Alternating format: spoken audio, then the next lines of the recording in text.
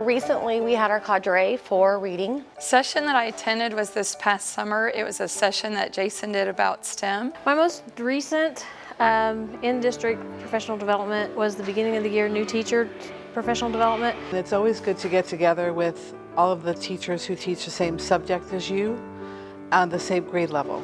First thing that happened, I walked in and we were all set up in stations, and that was very different. Usually when I walk into a Cadre meeting, everyone's just there and one person's talking to me. Before they existed, it wasn't really like we had a say.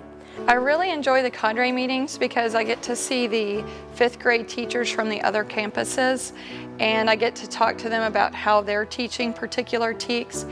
There was this one unit that my students had a lot of trouble with. They were having trouble understanding the formation of coal and oil.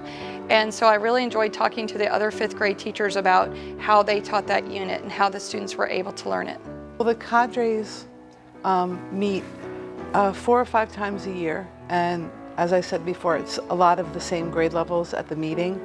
So that's helpful to me to see where other teachers are at. And when I compare that to when I was in school, we didn't really have a lot of one-on-one time.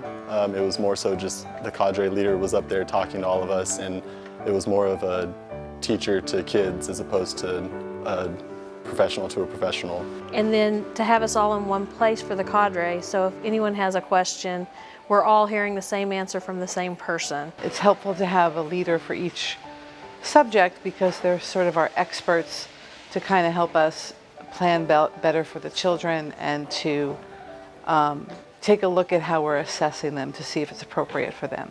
I feel like it's just been incredible. The work that they put into everything and their availability to us and just listening to us. I mean, we're not just out there saying things, they're listening to us, and they're, being proactive on things that, issues that we are having trouble with, or issues that are great, or just best practices. I mean, I think they're phenomenal. I think Jason is really good about listening to teacher requests. I know that I've emailed him several times with a question about a question on the unit test, and he's very good about being open to ideas, about modifying things, and we could throw ideas out there, areas of weakness, and Jason will try to come up with resources for us, or he will facilitate the acquisition of things that we need to teach that unit. It has made available information that I'm not sure I would have found on my own.